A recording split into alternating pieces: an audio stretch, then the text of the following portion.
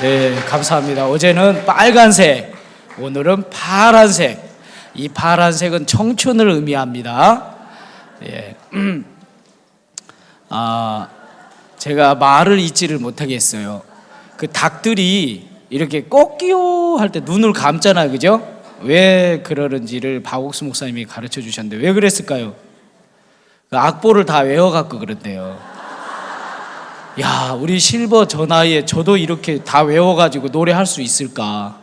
그 두 곡을 다 외웠다는 거에 대해서 박수 한번 치겠습니다. 막 옷도 너무 곱게 입고 오시고 너무 좋았죠? 어제 저녁에 우리가 목사님 말씀 들으면서 정말 그 7년 풍년의 양식을 이렇게 저축해 놨을 때 7년 흉년을 이기고 정말 이렇게 사는 것처럼 하나님이 우리에게 이런 좋은 시간들을 주셨을 때 하나님 말씀을 우리 마음에 저축하면 우리 삶에 오는 심판이나 모든 어려움을 이길 수 있다는 그 말씀을 들었습니다. 우리가 이번 한 주간 이 말씀이 우리를 이기게 하고 소망을 주시고 또 죄에서 해방을 주실 걸 생각할 때 감사합니다. 그럼 오늘 저녁에도 홍호연 목사님 나오셔서 말씀 전해주시겠습니다. 안녕하십니까? 네. 오늘 하루 잘 보내셨습니까?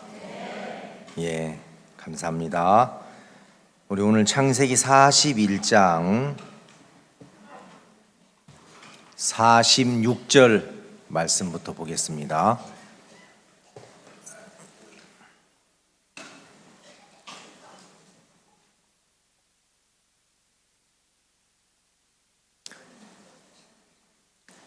구약성경 창세기 41장 46절 찾으셨습니까? 예, 찾으셨으면 제가 읽겠습니다. 요셉이 애굽 왕 바로 앞에 설 때 30세라. 그가 바로 앞을 떠나 애굽 온 땅을 순찰하니 7해 풍년의 토지 소출이 심히 많은지라. 요셉이 애굽 땅에 있는 그 7년 곡물을 거두어 각 성에 저축하되 각 성 주위의 밭의 곡물을 그 성중에 저장하매 저장한 곡식이 바다 모래같이 심이 많아 세기를 그쳤으니 그 수가 한이 없음이었더라. 흉년이 들기 전에 요셉에게 두 아들을 낳되 곧 온 제사장 보디베라의 딸 아스낫이 그에게 낳은지라.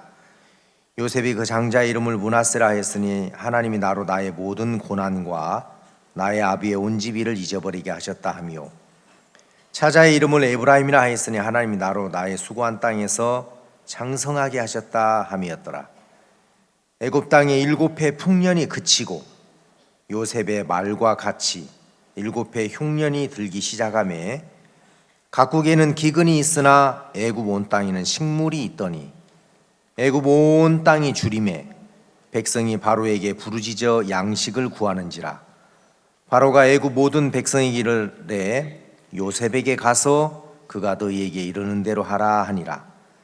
온 지면에 기근이 있음에 요셉이 모든 창고를 열고 애굽 백성에게 팔세. 애굽 땅에 기근이 심하며 각국 백성도 양식을 사려고 애굽으로 들어와 요셉에게 이르렀으니 기근이 온 세상에 심함이었더라. 57절 말씀까지 읽었습니다. 우리가 하나님을 믿는 이 신앙은 아무렇게나 하는 것이 아닙니다. 김치를 담그는데도 순서가 있고 법칙이 있죠. 배추밭에서 배추를 가져와서 그 파릇파릇한 배추를 가지고는 김치가 그대로 안 되기 때문에 소금에다가 적당히 절이죠. 너무 많이 절이면 짜서 먹지 못하고, 살짝 절이면 배추가 살아서 밭으로 가기 때문에 적절하게 이제 간을 배게 숨을 죽여서 그 다음에 빨리 씻어내고 그 다음에 갖은 양념을 해가지고 김치를 담그는 겁니다.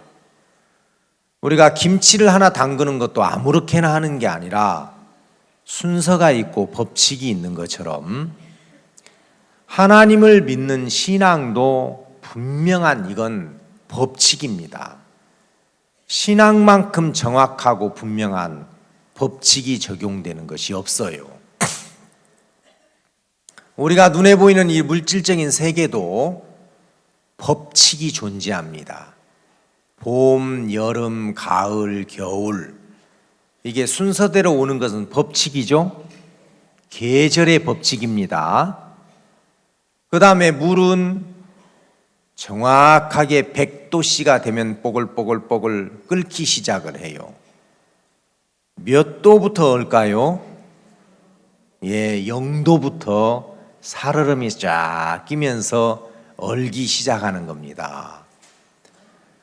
씨는 봄에 뿌리고 열매는 가을에 거두어요. 따뜻한 공기는 위로 올라가죠. 찬 공기는 내려오죠. 이런 건 물질적인 세계의 법칙이에요.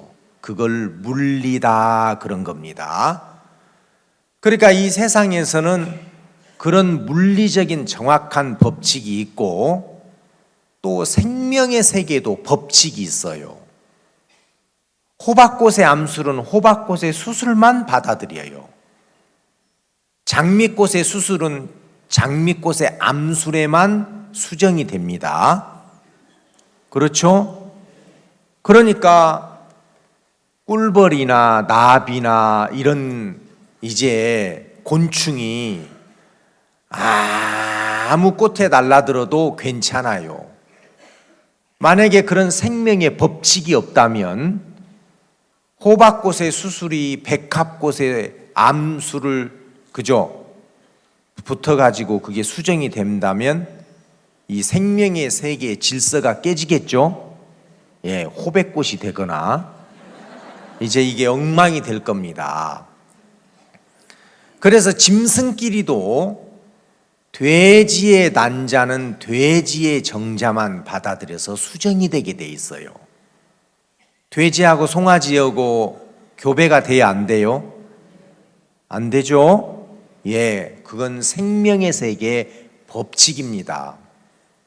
마음의 세계도 법칙이 있어요.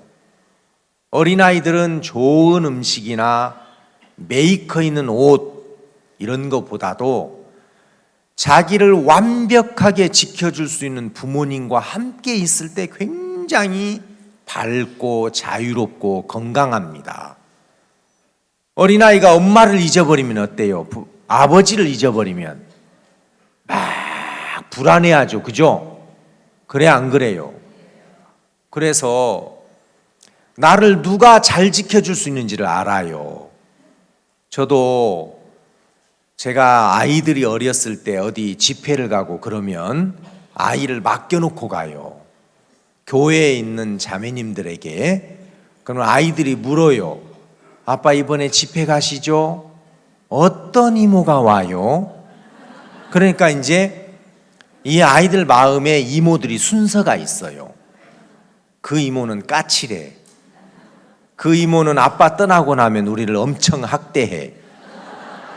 그 이모는 주머니가 두둑해가지고 우리가 사달라는 걸 잘 사줘. 그래서 이모들이 쫙 순서가 정해져 있기 때문에 어떤 이모 와요? 꼭 물어요. 아이들이 이제 그런 걸 아는 겁니다.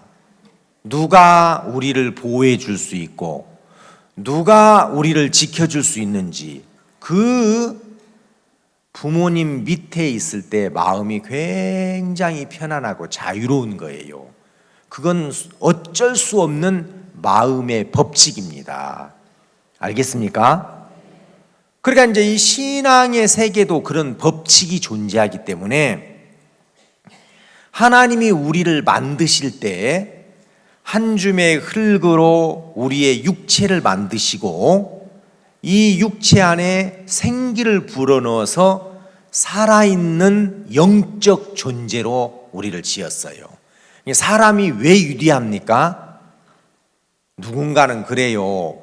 직립보행, 걸어다니니까, 언어를 사용할 줄 아니까, 불을 사용할 줄 아니까, 그래서 위대한 게 아니라 사람은 영적 존재예요. 그래서 영이신 하나님과 사귐을 가질 수 있고 교통할 수가 있는 거예요. 그래서 하나님이 우리 인생을 지으실 때 어떻게 지으셨냐면, 어떤 법칙 아래서 지었냐면, 자, 내가 전능한 하나님이야. 나만 지혜가 있어. 나만 능력이 있어. 나에게만 생명이 있어. 내가 전부야. 그래서 내가 너를 만들 때 너는 나와 함께 연합이 되어야 네가 온전한 삶을 살 수 있는 거야. 그래서 하나님을 떠나서는 우리 스스로 아무것도 할 수 없다. 그 말을 한마디로 아울러서 뭐라고 말했냐면, 야, 가지가 나무를 떠나서 열매를 맺을 수 있어? 있어요, 없어요? 없죠, 그죠? 가지가 나무를 떠나는 순간 말라버려요. 죽어요. 그러니까 가지가 나무에게 붙어 있는 것은 절대적인 관계예요. 맞아요? 예, 그래서 하나님이 우리를 만들 때 전능하신 하나님이 있고 아무것도 없는 무능한 인간이 있고, 그래서 전능하신 하나님과 아무것도 아닌 우리가 하나로 합쳐졌을 때, 그때 하나님으로부터 오는 것들을 공급받아서 살 수 있도록 그렇게 지어졌단 말입니다. 그래서 성경에서는 선한 분은 하나님 한 분밖에 없다. 잘 들으셔야 돼요. 오늘 조금 중요합니다. 또 대답 안 하시네. 12시까지 한다고 그랬어요. 대답 안 하시면. 예, 고맙습니다. 대답 잘해 주셔가지고. 자, 그러니까 성경에서는 선한 분은 누구밖에 없어요? 하나님 한 분밖에 없어요. 그러니까 하나님이 선하게 여기는 건 선하신 하나님을 떠나서 나름대로 선하다고 하는 거, 그거 인정 안 해줘요. 그래서 하나님이 옳게 여기고 선하게 여기는 것은 선하신 하나님과 우리가 함께 할 때 선한 거예요. 알겠습니까? 근데 이제 사람들이 속는 것 중에 하나가 뭐냐면, 하나님을 떠난 상태에서 나름대로 선한 삶을 사는 사람이 있어요. 예를 들어서 예수 믿으세요. 그러면 나 안 믿어도 돼. 왜요? 나 예수 믿는 사람들보다도 빤듯하게 살았어. 이런 분들 있죠. 나 예수 안 믿어도 돼. 나 예수 믿는 사람들보다도 더 빤듯했어. 내가 거짓말을 했나, 남의 돈을 띄어먹었나, 바람을 피웠나. 이제 그런 분들은 자기 기준에서 선한 삶을 살았다고 하잖아요. 하나님은 그걸 선이라고 안 해요. 하나님이 선하다고 여겨주는 건 뭐라고요? 그 하나님과 함께 있는 거, 함께. 그 하나님과 사귐을 갖는 거, 그 하나님과 같이 있는 상태를 선하다고 해주는 거예요. 그리고 그러면 반대로 악은 뭘까요? 죄는 뭘까요? 그 선하신 하나님에게서 분리되어 있는 상태, 떠나 있는 상태. 그 하나님을 떠나서 우리가 생각하는 도덕적이고 윤리적이고, 그 다음에 인간들이 자기들의 합의하에 만들어 놓은 어떤 규정이나 이런 것들을 다 지키면서 산다고 해도 하나님은 그거 선 아니야. 선은 나밖에 없는데 나를 떠나서 나름대로 하는 건 그건 선한 것 아니야. 이런단 말이에요. 아시겠습니까? 그러니까 이 세상의 종교하고 하나님을 믿는 신앙하고 그런 데서부터 본질적으로 차이가 있어요. 그래서 사람들은 아이고 뭐 다 똑같지, 뭐 절에 다니거나 성당에 다니거나 교회 다니거나 남녀 호랑개교를 믿든지 아니면은 무슨 뭐 그죠? 뭐 세상에 어떤 종교를 믿든지 다 착하게 살고 선하게 살자고 하는 거 아니야? 착하게 살면 되지. 이게 사람들이 생각하는 종교고, 하나님이 우리에게 가르쳐 주시려고 하는 신앙은 아니, 나만 선하다니까? 선한 분은 나밖에 없어. 생명은 나에게만 있어. 지혜는 나에게만 있는 거야. 그래서 나와 함께 하는 것이 선한 거지, 나를 떠나서 너희들이 나름대로 사람들끼리 만들어 놓는 어떤 도덕이나 윤리나 예의나 이런 것들을 잘 지키면서 산다고 해도 하나님은 그거 인정해줘야 안 해줘요? 안 해줘요. 그래서 이제 그 모습이 아주 잘 나타나는 게 누가복음 15장에 보면 두 아들이 있었는데 둘째가 아버지를 떠나서 허랑방탕하고 진탕 고생하다가 아버지에게 돌아와서 아버지 없이 살았던 삶은 무지무지하게 힘들었습니다 하고 아버지와 딱 마음이 연합됐을 때 아버지가 기뻐했어요, 안 했어요? 너무 기뻐했어요. 근데 맏아들은 여러의 아버지를 섬겨 명을 어김이 없다고 참 잘한 것 같은데 아버지하고는 마음이 같았어요, 달랐어요? 달랐어요. 왜 달랐어요? 아버지하고 마음이 같았었더라면 동생이 돌아왔을 때 아버지가 기뻐하면 자기도 기뻐했어야 되잖아요. 그렇죠? 아버지가 안타까워했으면 자기도 안타까워했어야 되는데 동생이 돌아와서 살진 송아지를 잡고 잔치를 베푸니까 어이? 아니, 아버지의 살림을 가지고 나가서 창기와 함께 먹어버린 놈이 돌아왔을 때는 살진 송아지를 잡고 나한테는 염소 새끼 한 마리도 안 주어? 그러더라고요. 제 아들이 신학교를 나와가지고 여기 원주에 부사역자로 있는데 가끔 여기 수양회 때 와요. 오늘 또 왔어요. 근데 이제 막 사역자들이 찔러가지고 어디서 그런 말을 배워갖고, 야, 아버지 집에 왔는데 송아지 안 잡아 아버지가? 그래가지고 이제 빵 셔틀을 시키는 거예요. 빵 가져와. 냉장고에 사택에 가가지고 뭐 맛있는 거 가져와. 제 아들이 와가지고, 아버지, 저 주변에 사역자님들이요, 아들이 돌아왔는데 살진 송아지 안 잡냐고 그래요. 그래서 제가 이제 목사니까 좀 더 잘 알잖아요. 야, 맏아들한테는 염소 새끼 한 마리도 없다 그래. 너는 맏아들이잖아. 제가 그래 이제 돌려보냈어요.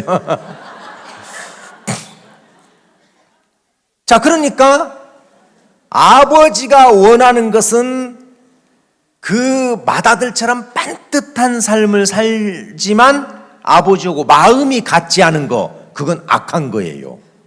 알겠어요?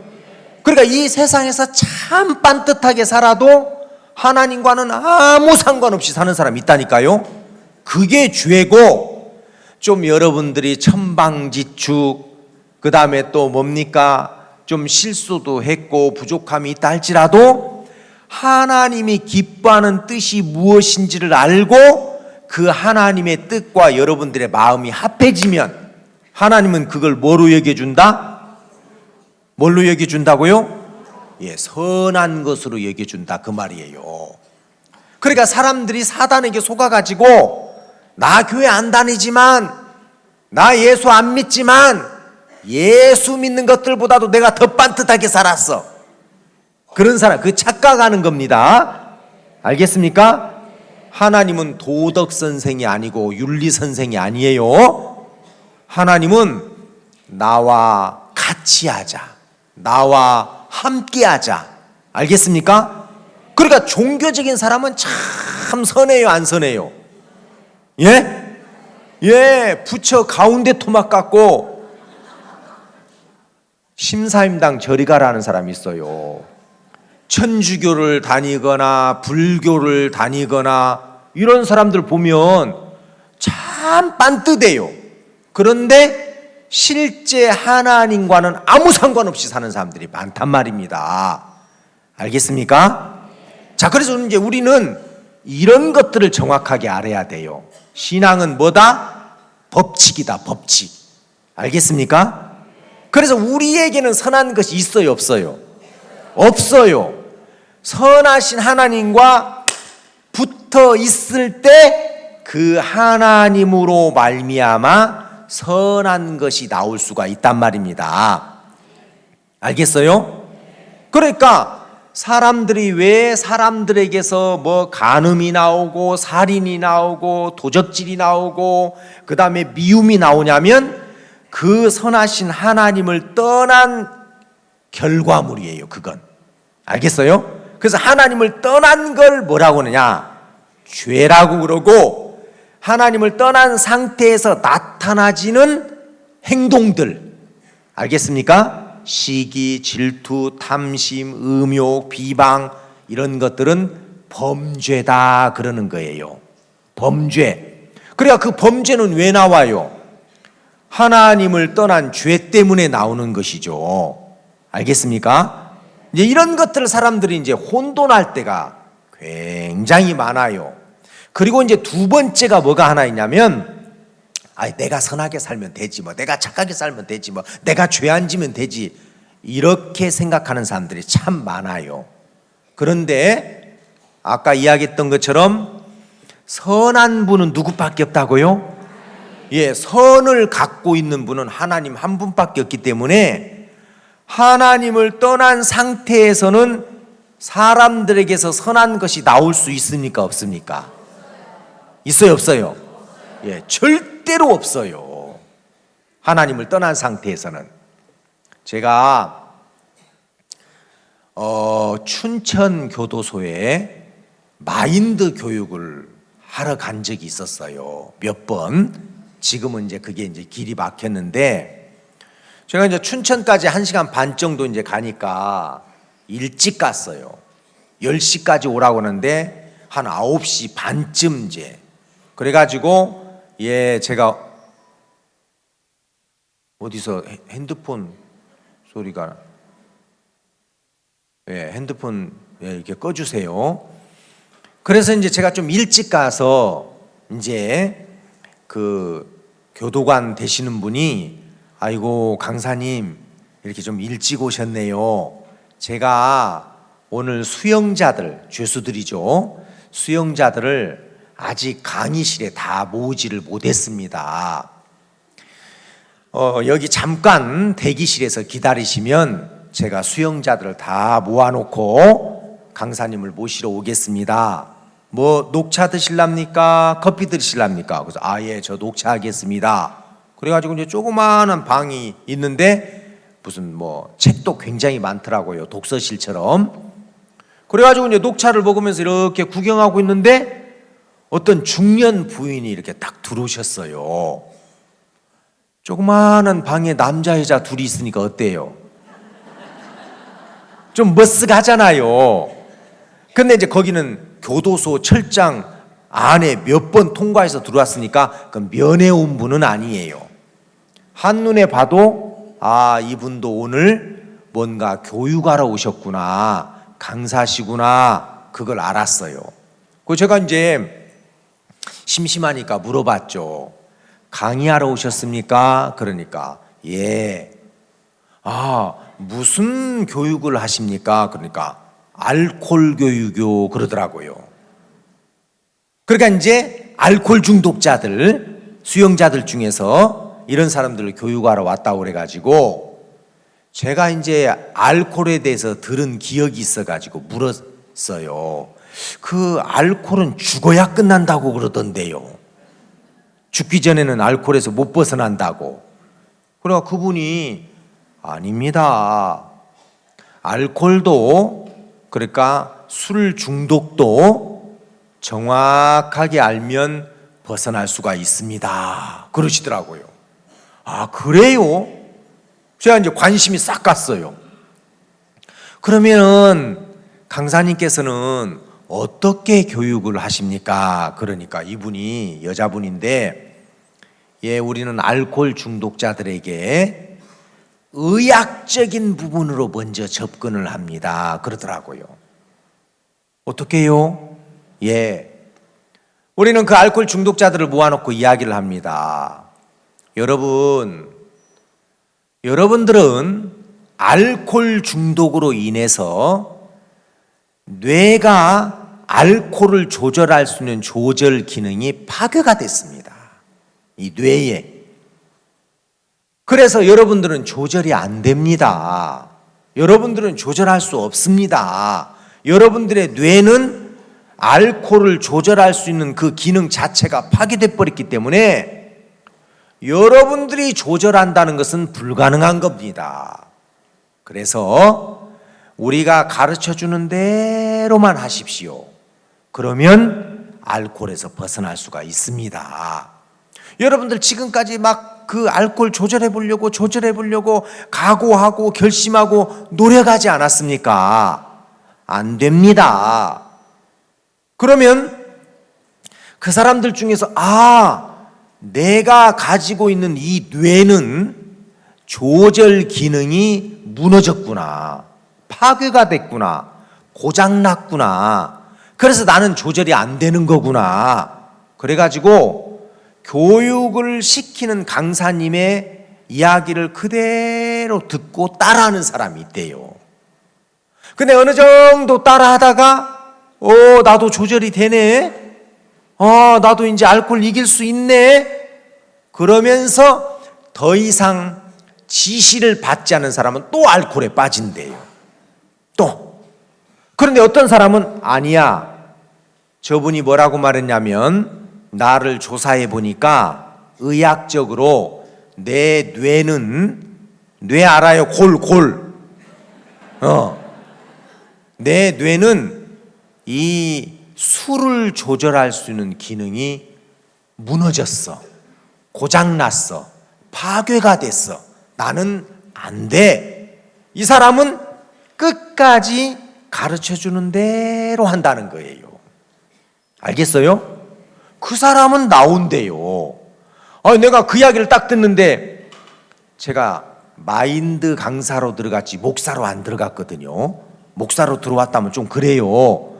근데 이게 참 송곳은 주머니에 넣어도 삐져나온다고, 목사가 직업이다가 보니까 그 신앙하고 똑같네요. 요즘 어떤 교회는 사람들에게 착하게 살아라, 선하게 살아라, 죄짓지 말아라, 막 그 사람들에게 그렇게 가르치는 교회가 있어요. 근데 성경은 우리는 죄를 받아들여서 하나님의 형상이 깨져버렸기 때문에, 하나님의 형상이 깨졌어요. 원래 타락하기 전에는 하나님이 사람 속에 계셨는데 죄가 들어오면서 하나님 떠난 거예요. 그래서 하나님의 형상이 깨졌기 때문에 인간은 절대로 이제 선을 낼 수가 없는데, 선을 내라 이렇게 가르쳐주는 그런 잘못된 교회가 있습니다. 나도 모르게 그랬어요. 목사님이십니까? 그러더라고요. 제가 이제 그때 이제 저 강사님 수영자들 다 모였습니다, 갑시다 갖고, 이거 빨리 나왔지.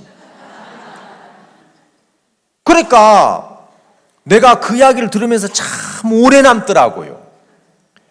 알코올로 인해서 그 술을 조절할 수 있는 기능이 알코올 중독자들은 깨졌어요, 안 깨졌어요? 예, 깨졌어요. 고장나 버렸어요. 그러니까 그들은 스스로 아무리 조절하려고 해도 됩니까, 안 됩니까? 안 돼. 그걸 중독이라고 그래요. 그렇죠? 알코올 중독, 게임 중독, 도박 중독, 마약 중독, 그렇죠? 예. 그런 사람들은 이미 조절 기능이 무너져 버린 사람들이에요. 그러니까 그 사람들은 각오하고 결심해야 돼요. 나는 안 되는구나. 나를 여기서 건져줄 수 있는 어떤 힘이 필요한 거구나. 내 스스로는 안 돼. 이걸 깨달아야 되는 거예요. 아시겠어요? 그러니까 성경은 우리 보고 하라고 한 적이 한 번도 없습니다. 오히려 우리는 된대요, 안 된대요? 예, 우리는 안 된대요.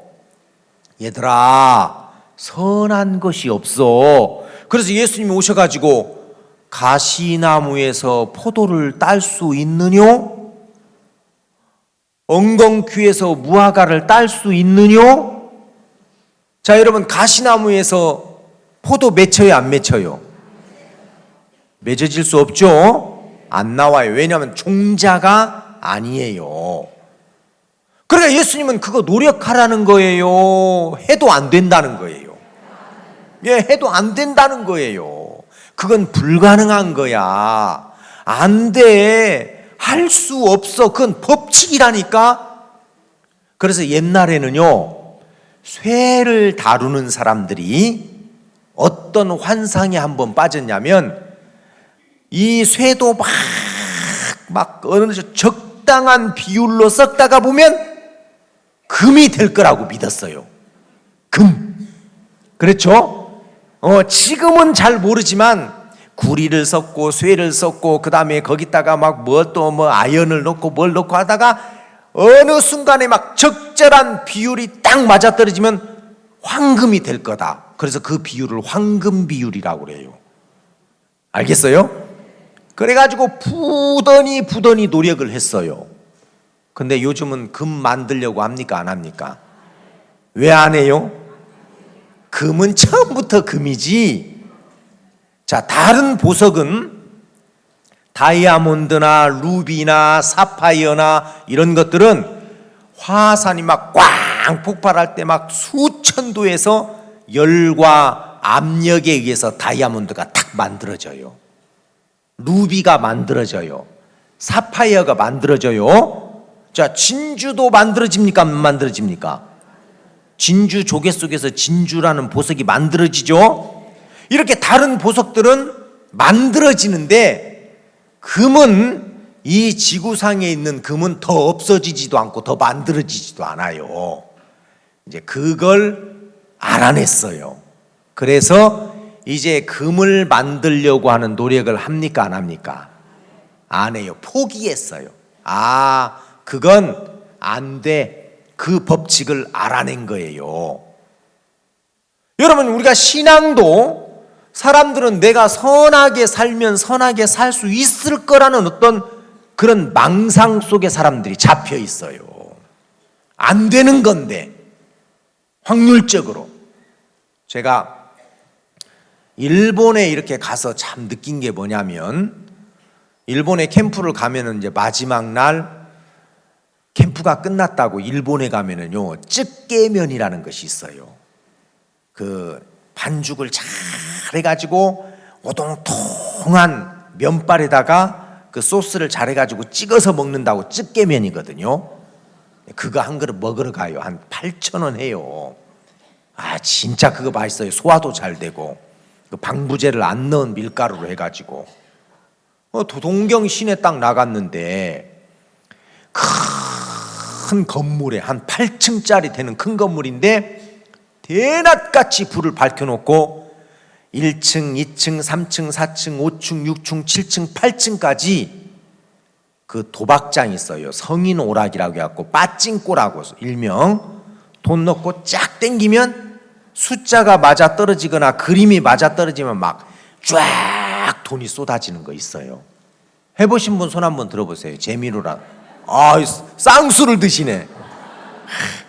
그죠? 요즘은 이제 막 쾅 터치하면은 막 그림이 돌아가면서 맞아 떨어지면 돈 쏟아지죠.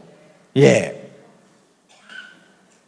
그런데 거기에 사람들이 빼곡히 앉아 있어요. 저는 객관적으로 그 건물 앞에 서서, 야, 동경 시내 이 금싸라기 땅에 이 비싼 건물 임대료, 수백 대의 기계값, 대낮같이 밝혀놓은 전기료, 이거 관리하고 청소하는 직원들 월급 다 어디서 나와요? 국가에서 보조해 줍니까? 아니죠? 그거 다 어디서 나와요? 예? 손님들이 와서 다 얼마나 많이 이루어져야 잃고 가야 그 건물 임대료, 전기값, 기계값, 직원들 월급 다 주고, 그죠? 사장이 가져. 그러니까 무지무지하게 많이 잃고 간다는 거구나. 맞습니까? 근데 입추의 여지 없이 쫙 앉아가지고 그거 땡기고 있어요. 왜 그럴까요? 다른 사람은 잃고 나만 따면 돼, 이 생각을 가져요. 옆에 사람은 너 잃고 나 딸 거야. 그 옆에 사람은 저 사람 잃고 나 딸 거야.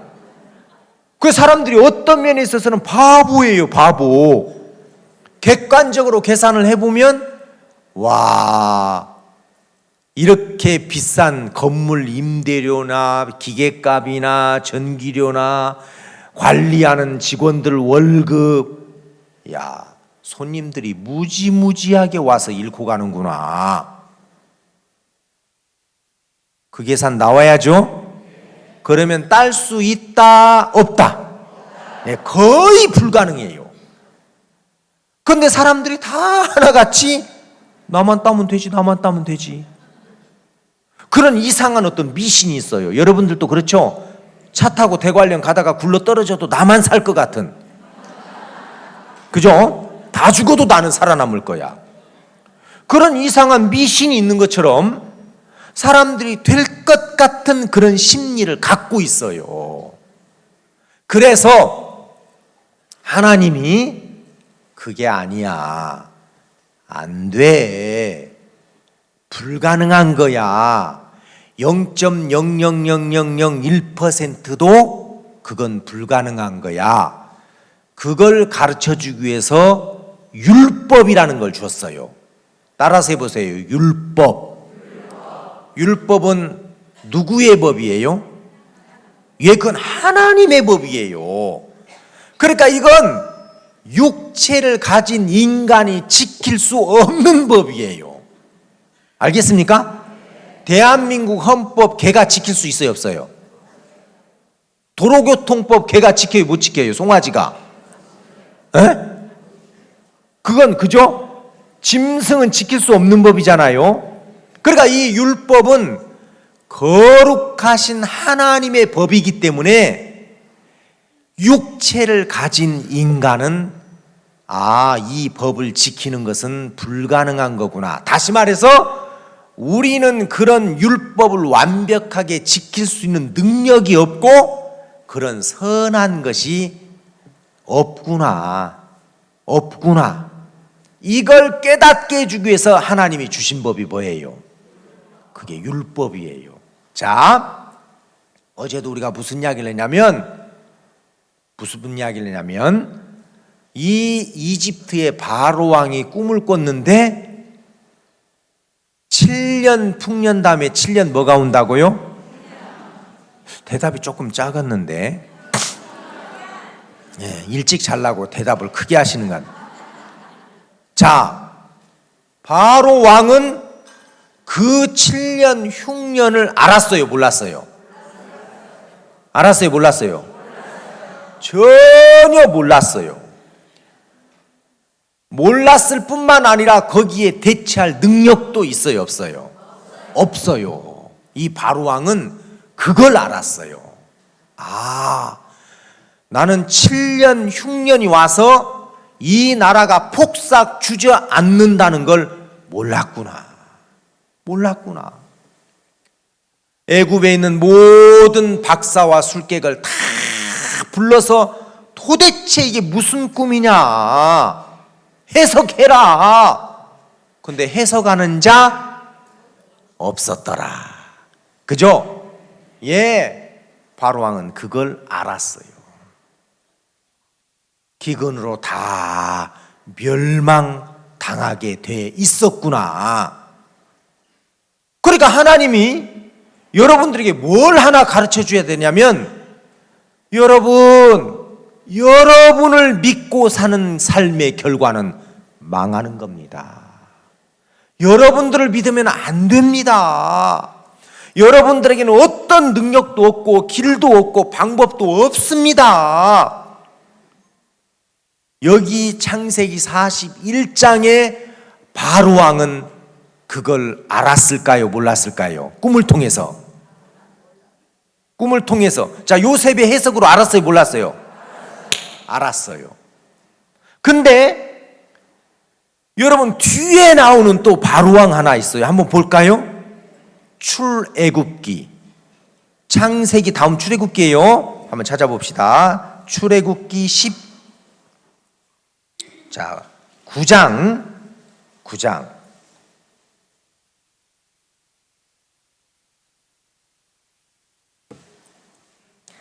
9장 여기 띄워주세요. 저도 눈이 어두워가지고 9절 29절. 자, 출애굽기 9장 29절. 모세가 그에게 이르되 내가 성에서 나가자 곧 내 손을 여호와를 향하여 펴리니 그리하면 뇌성이 그치고 우박이 다시 있지 않을지라 세상이 여호와께 속한 줄을 알리이다. 그랬죠? 예. 그러나 30절에 그러나 왕과 왕의 신하들이 여호와 하나님을 아직도 두려워 아니할 줄을 내가 아나이다. 때에 보리는 이삭이 나왔고 삼은 꽃이 피었으므로 삼과 보리가 상하였으나 그러나 밀과 나맥은 자라지 아니한 거로 상하지 아니하였더라. 그러니까 하나님이 바로 왕에게, 이 바로는 또 다른 왕이에요. 아까 창세기 나오는 왕 말고 그 후에 일어난 왕인데 이스라엘 백성들을 종으로 삼고 있다가 하나님이 모세를 통해서 내 백성 이스라엘 자손을 내보내라. 그러니까 어디서 굴러와가지고 이스라엘 백성들을 내보내라고 웃기고 있네. 그러니까 모세가 안 내보내면 계속 재앙 내릴 겁니다. 그래가지고 하나님이 계속 재앙을 줬어요, 안 줬어요? 근데 재앙을 만날 때는 수그러들다가 지나가면 고개 쳐들고 또 강팍해지고 꼭 누구 같죠? 그렇죠? 몸 좀 아프면 아이고 하나님 했다가 건강해지면 언제 하나님 그러고. 그렇죠? 그러니까 이제 하나님이 모세를 통해서 좋아 안 보내?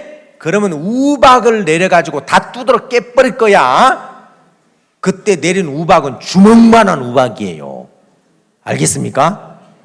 그래가지고 밭에 있는 모든 농작물을 그 어디엔가 막 5cm만한 우박이 떨어져갖고 비닐하우스 다 찢어지고 가로수에 있는 은행잎이 다 그냥 홀라당 벗겨지고 그랬다고 하잖아요.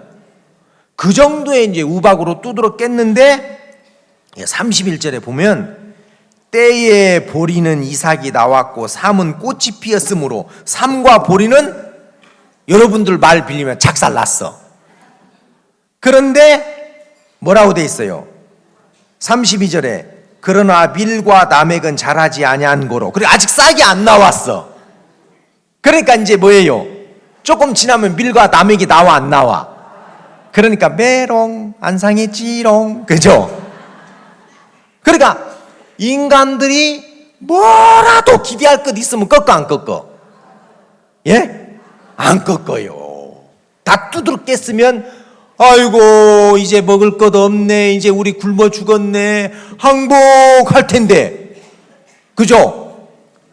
밀과 보리는 싹이 삼과 보리는 싹이 나와가지고 다 우박에 맞아가지고 박살 났는데 그 뒤에 밀과 나맥은 아직 자라지 아니한 거로 땅속에서 뭐예요? 견뎠어요. 그러니까 사람들이 내 속에 선한 것이 아무것도 없구나 그러면 항복하고 나올 텐데 꼭 어떤 여자 팥뿌리 하나 두고 거지 준 것처럼. 그죠? 그래도 나는 저 사람보다 나는 그래도 사람들에게 선하다는 소리 들었어. 나는 그래도 법 없이도 살 사람이야. 뭔가 조금 눈꽃만큼 자기를 기대할 것이 있는 사람은 마음의 항복을 해요, 안 해요?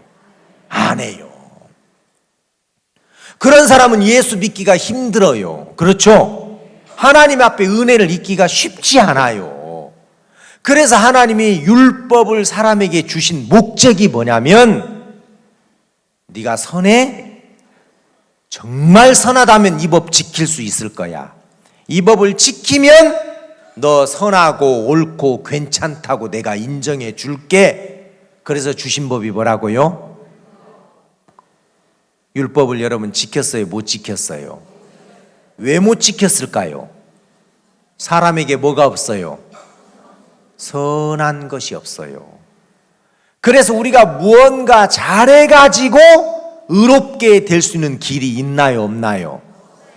없습니다. 로마서 3장 봅시다.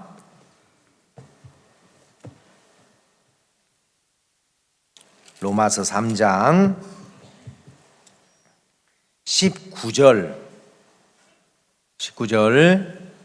우리가 알거니와 무릇 율법이 말하는 바는 율법 아래 있는 자들에게 말하는 것이니. 자, 율법이 누구에게 말하냐면 율법 아래에 있는 자들. 그러니까 율법 아래에 있다는 것은 율법을 잘 지키려고 하는 사람들, 그 사람들에게 말한다 이거예요. 알겠습니까? 예, 그 사람들에게 뭐라고 말하냐?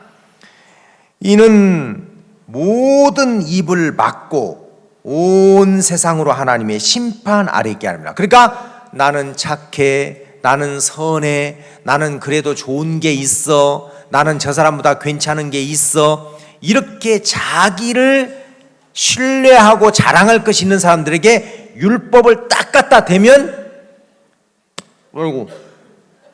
아이고 나는 선하다고 말할 수 없네. 알겠어요? 그래서 그 대표적인 것이 뭐냐면, 여러분 10계명에 보면, 제가 물어보는 게 좀 무리지만 한번 물어볼게요. 8번째 계명이 뭐예요? 그럴 줄 알았어. 도적질하지 말라. 알겠습니까? 예. 10번째 계명이 뭐예요? 탐내지 말라. 그러면 8번째 계명하고 10번째 계명하고 차이가 뭐예요? 8번째 계명은 행동상의 규범이에요. 도적질하지 말라 그러면 물건 안 가져오면 돼요. 그럼 도적질 안 한 거예요. 아시겠습니까? 근데 10번째 탐내지 말라는 것은 마음에 품어도 죄라는 거예요. 자, 이 세상에는 마음에 갖고 있다고 해서 잡아가는 사람 있어요, 없어요? 신호등이 너무 긴데 경찰관 없네. 갈까? 근데 경찰이 와서 당신 방금 신호 위반하려고 했었죠? 그렇게 잡는 사람 있어요, 없어요? 없어요. 마음에 일어나는 건 타치를 안 해요. 근데 하나님은 도적질하지 말라는 계명이 있지, 그것도 죄지만 마음에 탐심을 품어도 죄야. 하나님은 마음에 있는 것도 드러낸단 말이에요. 그러니까 간음한 것도 죄지만 마음에 여자를 보고 음욕을 품는 것도 뭐예요? 예? 왜 그것도 죄. 그러니까 쉽게 이야기하면 바깥으로 드러났든지 마음 안에 갖고 있든지 똑같다는 겁니다. 알겠어요? 예, 율법은 바깥으로 행동상으로 나타나는 것도 죄라고 하지만 너 속에 갖고 있는 것도 죄야. 그러니까 너는 지금은 아닌 것 같지만 어떤 상황이 주어지면 얼마든지 그런 죄를 지을 수 있는 가능성이 있어. 왜 대답 안 하세요? 맞죠? 네. 손자들 예뻐요, 안 예뻐요? 근데 그놈이 커서 무슨 짓을 할지 여러분들 어느 정도 예측은 하죠? 내가 네 애비를 보니까 너도 그 길 가겠다. 어느 정도 좀 예상 점수를 매겨주죠. 그래서 볼테기 잡으면서 이게 커서 얼마나 이게 말썽을 부릴 거야 합니까 안 합니까?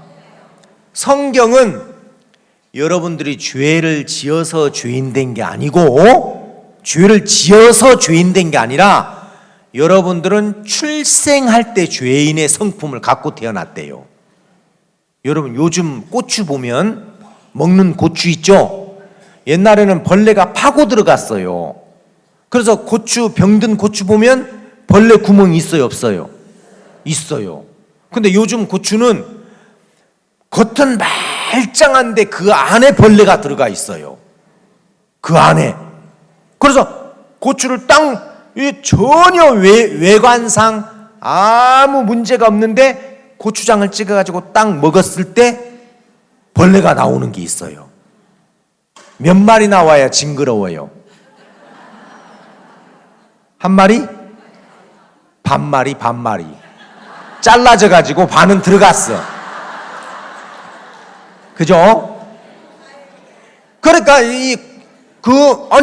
고추가 벌레가 들어가는 흔적이 없는데 이 벌레가 언제 들어갔지? 농부들은 고추가 꽃필 때 있죠. 꽃필 때. 그 꽃 속에 들어가 있대요. 그래가지고 수정이 돼가지고 밑으로 씨방으로 이렇게 내려가서 그 씨방이 자라면 고추잖아요. 벌레가 그 속에서 같이 자라요. 고추가 크는 것만큼 자라. 그러니까 인간이 태어날 때부터 죄가 들어와서 크는 것만큼 죄도 커져. 어렸을 때는 장난감 도둑질해. 좀 크면 컴퓨터 도둑질해. 좀 크면 자동차 도둑질해. 더 크면 여자도 도둑질해. 그래 안 그래요? 그렇죠? 그러니까 이게 꽃필 때 이미 벌레가 달라붙었어요. 고추가 만들어지기 전부터. 이해가 돼요? 그러니까 아담 안에서 여러분들이 아담이 범죄할 때 온 인류가 그 안에서 죄의 오염이 된 거예요.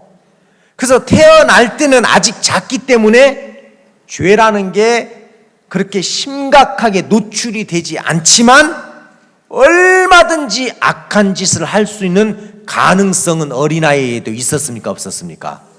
예, 있었어요. 알겠습니까? 그래서 하나님은 사람들을 보고 죄인이라고 할 때 많이 죄가 나타난 걸 보고 죄인이라고 하는 게 아니라, 아니 너는 출생함으로 죄인이야. 출생함으로.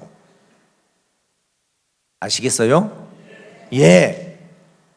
그러면 하나님이 지금 우리에게 뭘 가르쳐 주기를 원하냐면, 너한테는 소망이 없어. 너한테는 기대할 게 없어. 너는 노력해도 안 돼. 각오해도 안 돼. 열심히 해도 안 돼. 너에게 필요한 것은 너를 거기서 건져줄 구원자가 필요해. 그래서 예수님이 이 땅에 오셨다는 것은 여러분들이 선하게 사는데 실패했고 안 된다는 거예요. 아시겠어요? 그래서 창세기 41장에 이집트의 바로왕은 뭘 정확하게 알았냐면, 이 땅은 기근으로 다 망하게 되었구나. 우리에게 필요한 것은 하나님의 신에 감동된 지혜와 능력을 가지고 있는 저 요셉이 있어야 되는구나. 이걸 알았단 말이에요. 자, 이제 41장 가봅시다. 창세기 41장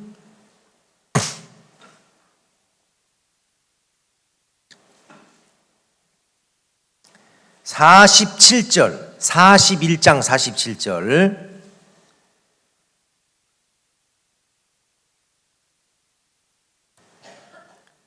일곱 해 풍년에 토주의 소출이 심히 많은지라 요셉이 애굽 땅에 있는 그 7년 곡물을 거두어 각성에 저축하매 각성 주의 밭에 곡물을 그 성중에 저장하매 저장한 곡식이 바다 모래같이 심히 많아 세기를 그쳤으니 그 수가 한이 없음이었더라. 누가 이 양식을 다 준비했습니까? 요셉이. 자, 그 다음에 53절 애굽 땅에 7해 풍년이 그치고 요셉의 말과 같이 7해 흉년이 들기 시작하매 각국에는 기근이 있으니 애굽 온 땅에는 식물이 있더니 애굽 온 땅이 주림에. 이 주림에라는 건 뭐예요? 굶주림에. 그죠? 이제 흉년이 시작되면서 어마어마한 극심한 흉년이 시작돼서 굶주렸어요. 백성이 바로에게 부르짖어 양식을 구하는지라. 바로가 애굽 모든 백성에게 이르되 요셉에게 가서 그가 너에게 이르는 대로 하라 하니라. 자, 이제 이 바로는 아무 걱정 없어요. 왜냐하면 누가 있어요? 요셉이 있기 때문에 백성들이 막 왕에게 나와서 왕이여 양식이 없습니다. 흉년이 들어서 깡말랐습니다. 어떻게 할 것입니까? 우리를 구해 주십시오. 요셉이 없었다면 바로가 얼마나 고통이 심했겠어요. 그죠? 근데 이제 이 바로 왕이 뭐라 그래요? 요셉에게로 가. 요셉에게로 가. 가서 그가 무슨 말을 하든지 그대로 해. 이랬단 말이에요. 알겠어요? 왜냐하면 아무리 흉년이 심해도 요셉은 그 흉년을 준비해서 대비한 창고가 있어요, 없어요? 있어요. 있어요. 이게 무슨 이야기냐? 하나님이 기근을 확 보내가지고 모든 사람을 다 어디로 보내는 거예요? 누구에게 보내요? 요셉에게로 보내는 거예요. 그러니까 여러분, 사실 여러분들 주변에는 전부 기근이에요. 남편 봐요, 풍년이에요, 흉년이에요? 에? 자식 봐요, 풍년이에요, 흉년이에요? 자식 무섭죠? 예. 누가 그러더라고. 강도보다도 더 무섭다고. 강도는 있는 것만 가져갔는데 자식은 없어도 대출 내 가지고 가져가니까. 그죠? 그러니까 사실 우리 삶의 모든 주변은 사방팔방 뭐밖에 없어요? 기근이에요, 기근. 소망 없어요. 기대할 것 없어요. 그래서 누구에게로 가야 돼요? 요셉에게로 가야 돼요. 하나님이 율법을 주신 목적은 너희에게 선이 없어, 너희에게 사랑이 없어, 너희에게 능력이 없어, 너희들에게는 길이 없어. 누구에게로 가라고? 요셉은 예수님의 그림자거든요. 오직 예수 말고는 없어. 예수에게로 가. 아시겠어요? 그걸 가르쳐 주는 겁니다, 성경이.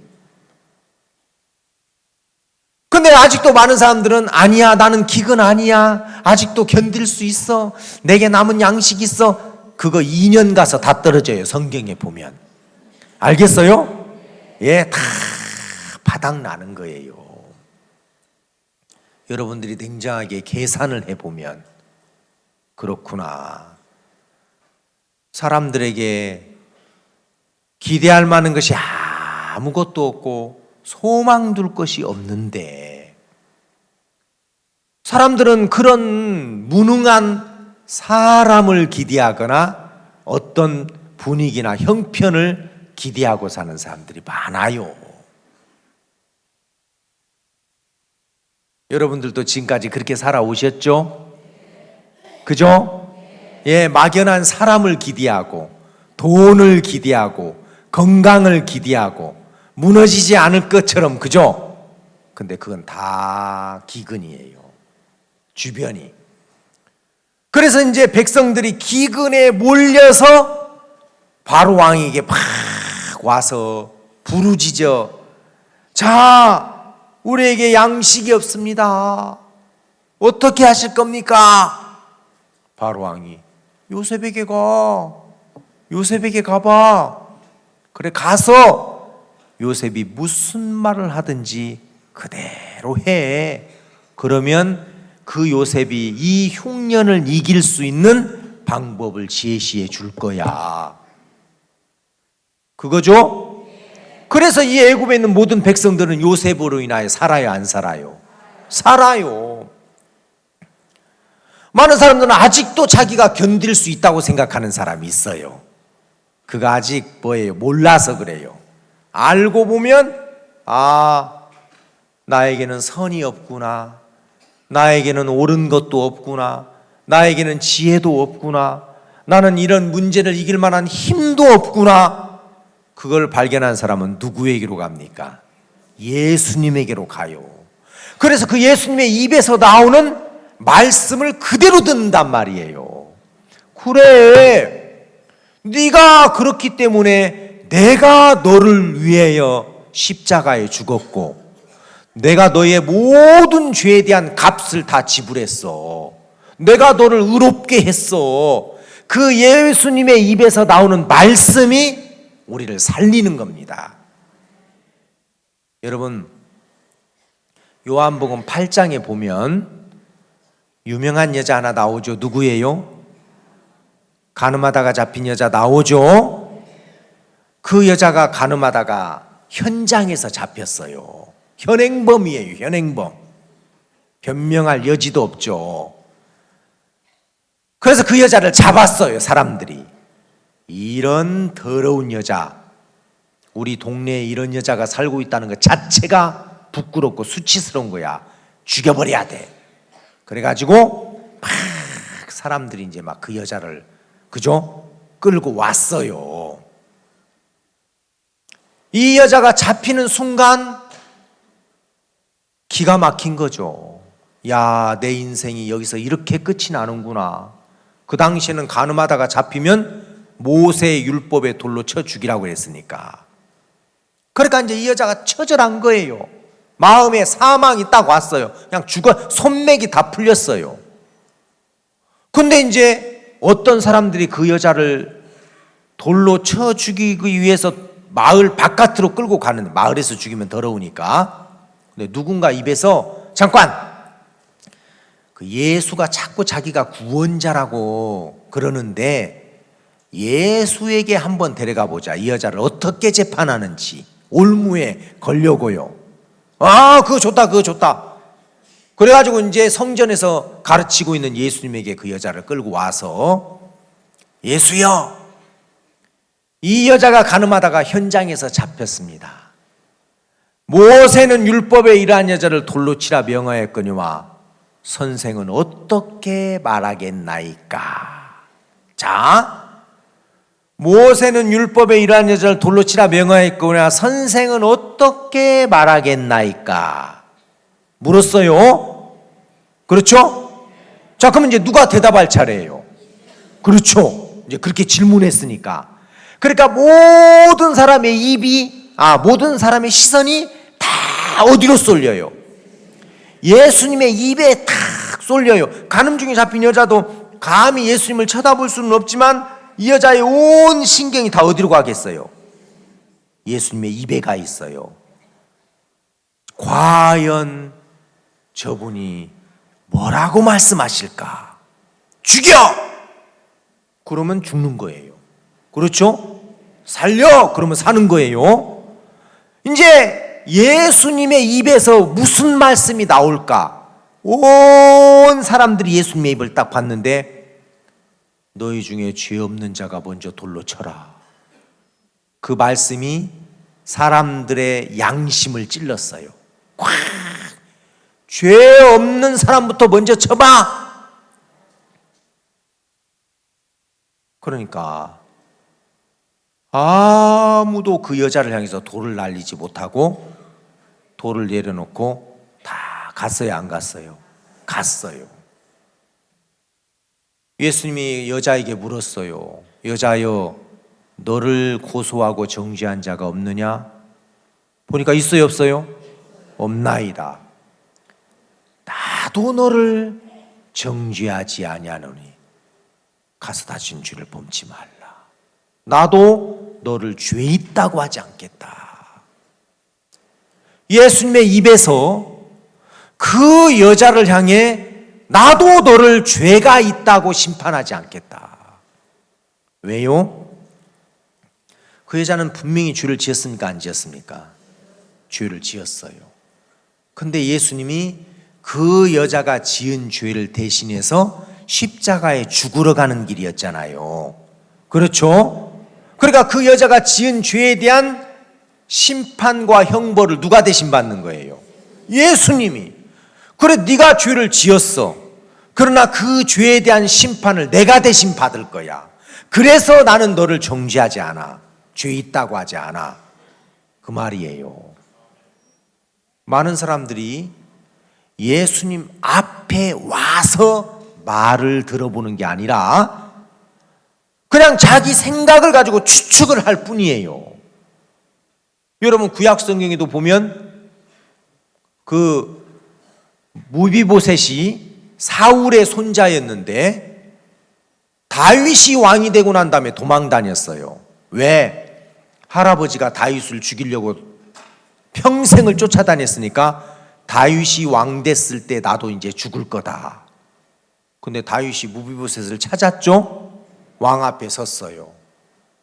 무비보셋이요. 예, 무서워 말라. 내가 네 아비 요나단을 인하여 은총을 베풀겠다.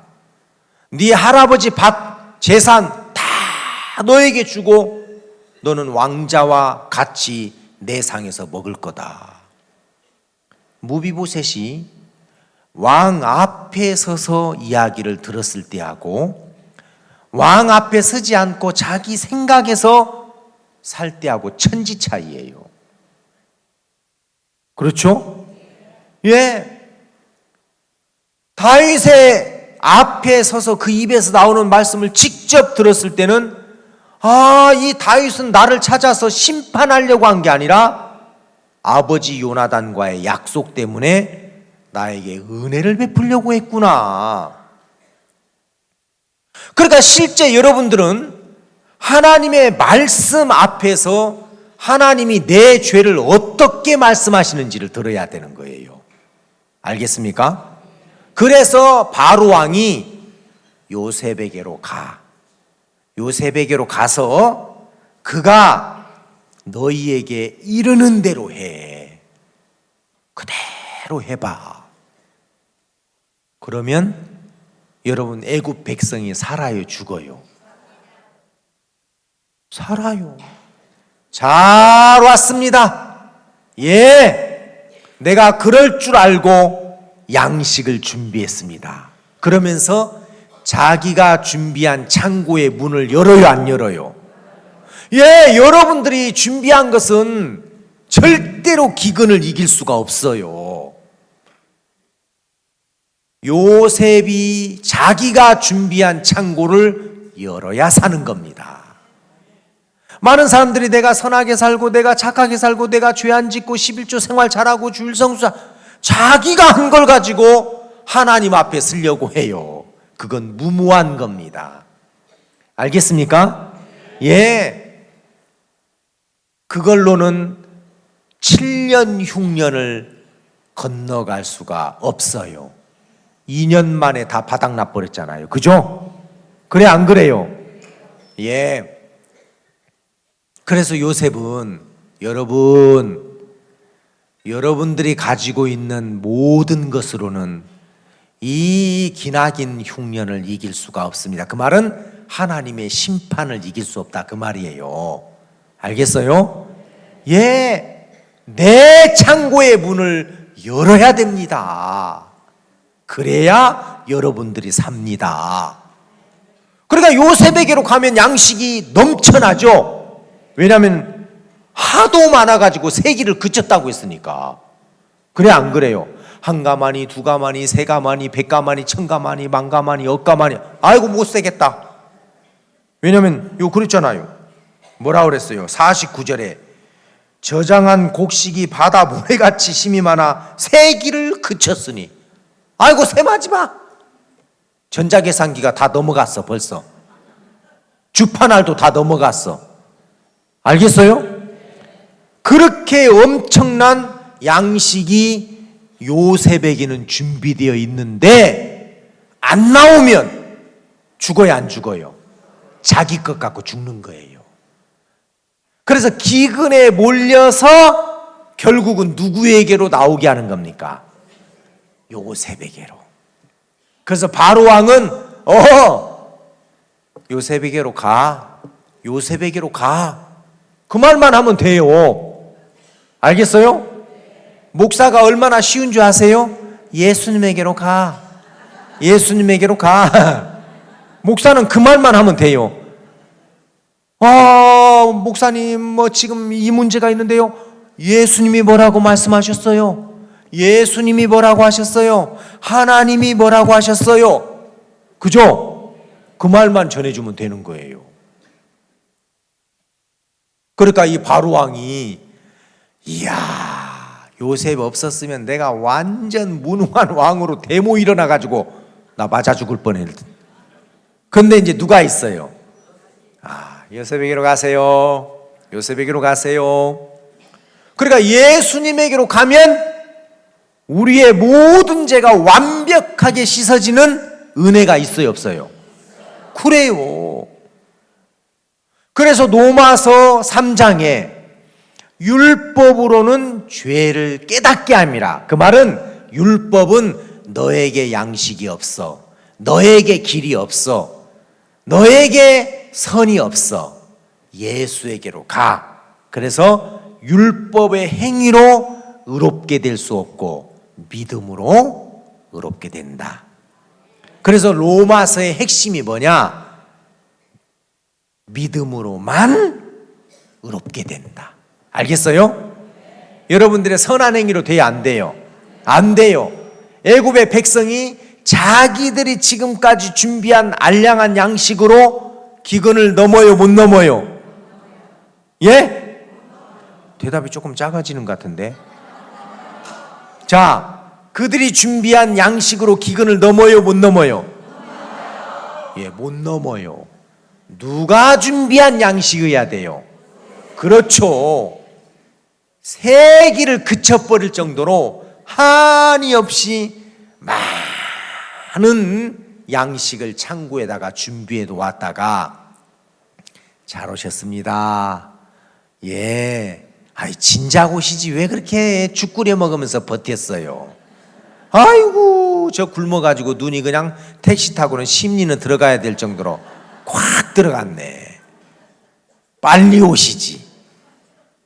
그러니까 하나님이 율법을 주신 목적은 그걸 근근히 지켜보라고 한 거예요. 빨리 항복하라는 거예요. 빨리 항복하라고. 그러니까 세상에서 원치 않지만 죄를 지어버렸고 그 다음에 험한 꼴이 드러나고 아이고야, 내가 이 율법 앞에 대보니까 나는 택도 안 된다. 내 행위로는 안 되겠구나. 그런 사람은 빨리 예수님에게로 옵니까, 안 옵니까? 자기 것이 바닥이 나니까. 그래야 안 그래요? 그렇죠. 그래서 하나님이 율법을 주셔서 선 없어, 의 없어, 길 없어, 소망 없어, 평안 없어, 너는 안 돼. 예수에게로 가. 그 말이에요. 그래서 바로가 요셉에게 가서 그가 말하는 대로 해. 그 말이에요. 알겠어요? 거기다 토달지 마.